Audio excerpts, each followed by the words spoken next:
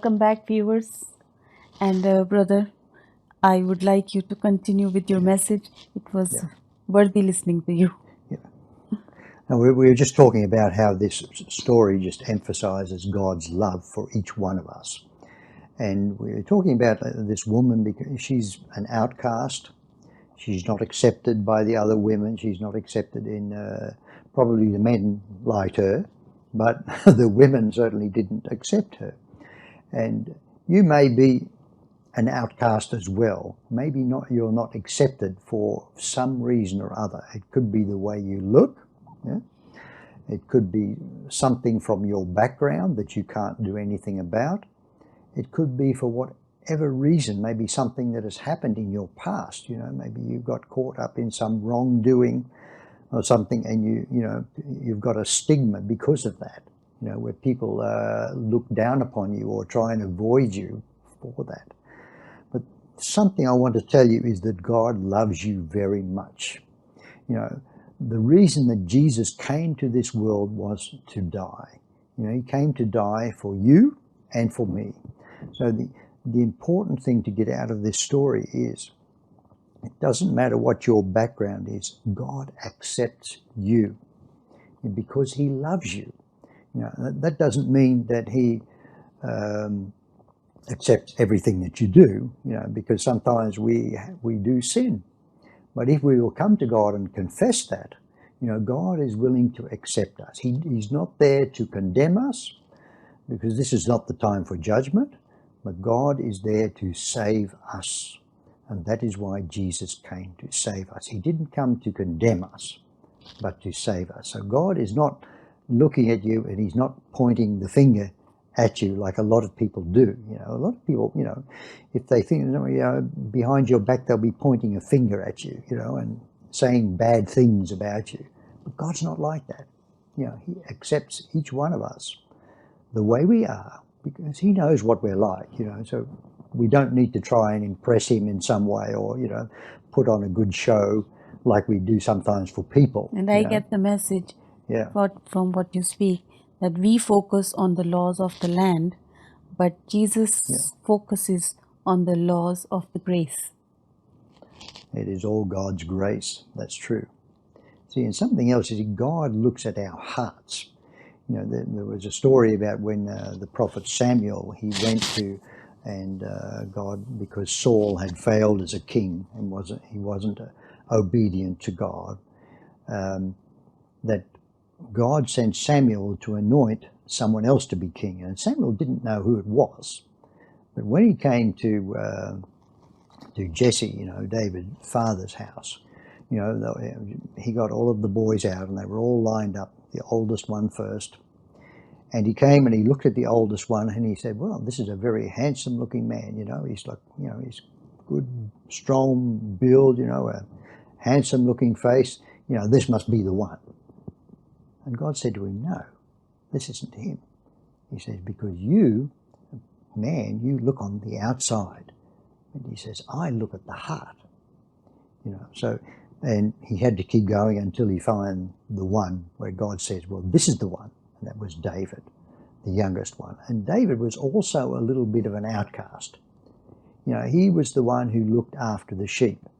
Now, in those days, looking after the sheep, that was a very lowly occupation. It was about the lowest occupation you could get. And when people thought that maybe this boy or this girl, she cannot do anything else, then they were sent for that job. Yes, yeah.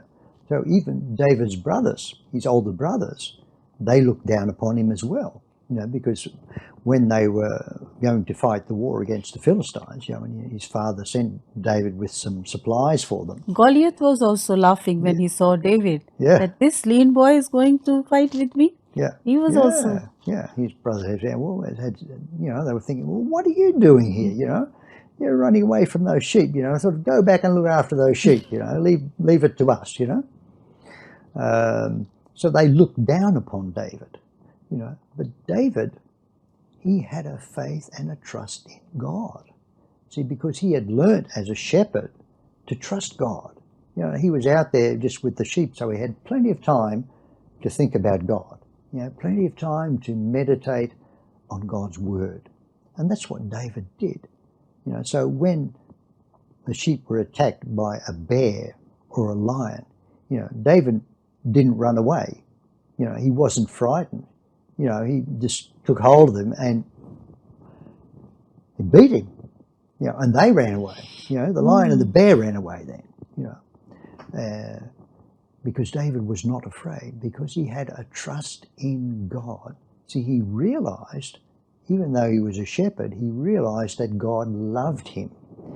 And this is what is so important for us. So it doesn't matter what your background is.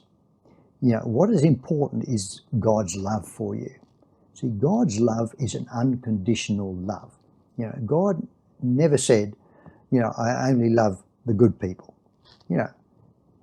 God loves every one of us. If you think about it, when Jesus was crucified, he was crucified between two men who were robbers and murderers. And the one, he began to railing against Jesus, if you're the Son of God, now come down from the cross and get us off as well. And the other man, he said, stop it.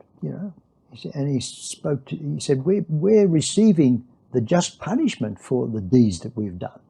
But this man, Jesus, has done nothing. And he looked to Jesus and he said, Lord, remember me when you come into your kingdom. Comes, And Jesus said to him, today you will be with me in paradise. See, this man had a terrible background. He was a big criminal. This woman also believed Jesus. When she said, are you the Messiah? Yeah.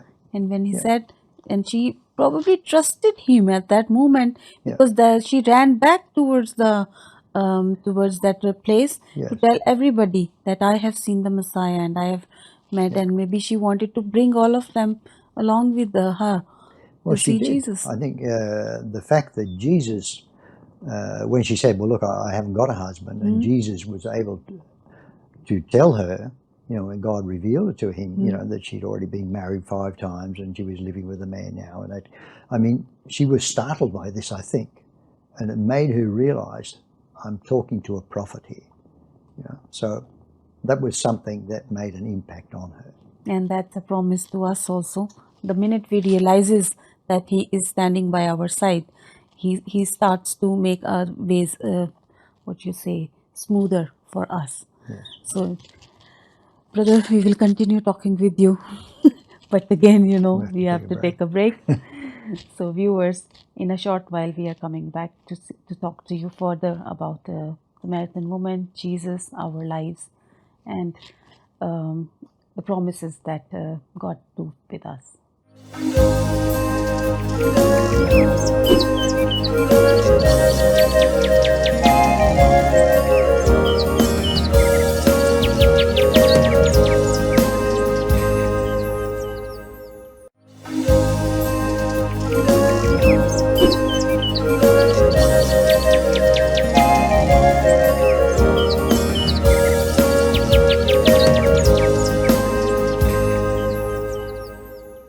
So viewers, we are back.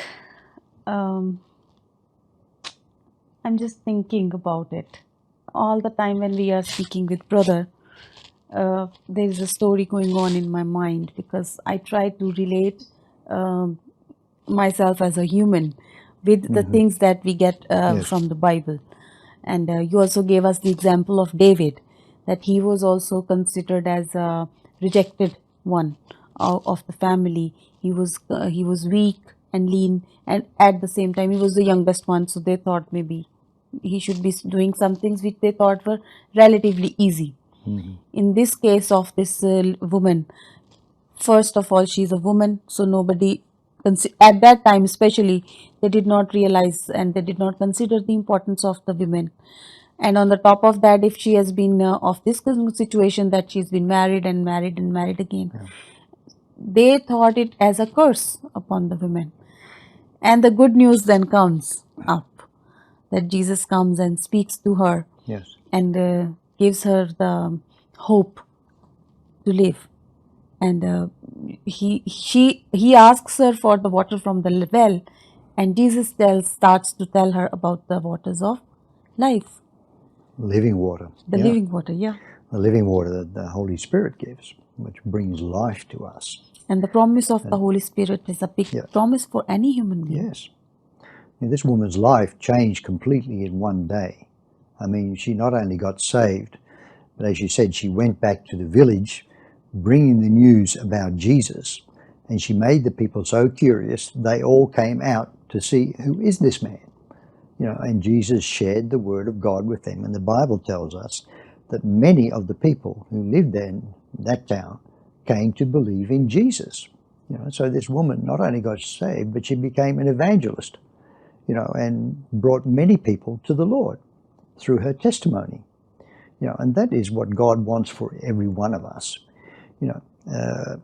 Just another incident that comes to my mind was the story of the woman who was caught in adultery, and they brought her before Jesus, because they wanted to see what Jesus would do. They were trying to trap him, and so they could accuse him. But Jesus did something that was so profound that nobody had ever expected, because he asked them, he said, let the one who is without sin, let him be the first one to throw the stone at this woman. Because, women caught in adultery were stoned to death, or anyone. But it's interesting, they only brought the woman, that they didn't bring the man. According to their law, both of them must be there. Yes, were guilty. But they only brought the woman. And it has happened like that in those places. I guess most of the times only the woman has been stoned. Nobody talks about the men. Yes, many times the women have been singled out and persecuted. But we see even in this situation, when Jesus said that, it says they began from the eldest to the youngest, they turned away and left, because they realized they were all sinners as well. See? And the point is, I think that Jesus is making, this woman has committed adultery. Okay, it's not good what she's done. But you have also sinned, So who are we, to condemn others? Because we also sin, We may not commit adultery, but we do. Maybe we've done something else. You may be telling lies. Maybe backbiting. Maybe cheating, Maybe backbiting. Yeah, all sorts of things, And in our mind's eye, there are all sorts of degrees, of sin. But, some sin is worse than another. That is true. But in God's eyes, He is willing to forgive, because Jesus said to this woman, He said, "Where are all those who accused you?" She says, "Oh, well, they're all gone." He says, "Well, look, I don't condemn you either." But He said, "Go and sin no more." He wasn't, The blessing was there for her. Yes. If you don't sin anymore, then the blessings are going to walk by your side. So thank you very much, brother, once again. It was wonderful talking to you. And viewers, I hope you feel the same in the way I feel.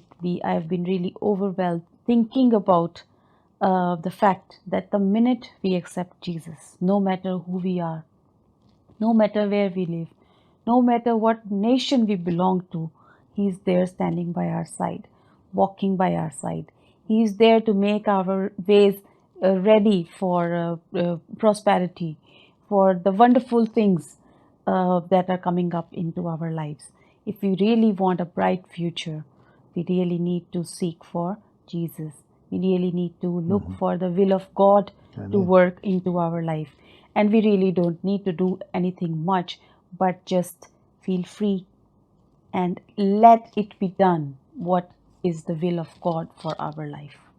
Do not struggle into your minds and into your hearts, but just pray and then leave it to Him. So see you till the next program. My best wishes are always staying by your side. And the most important thing, don't forget to email us and let us have your worthy comments so that we can move towards a better program. Thank you very much for watching. See you till next week.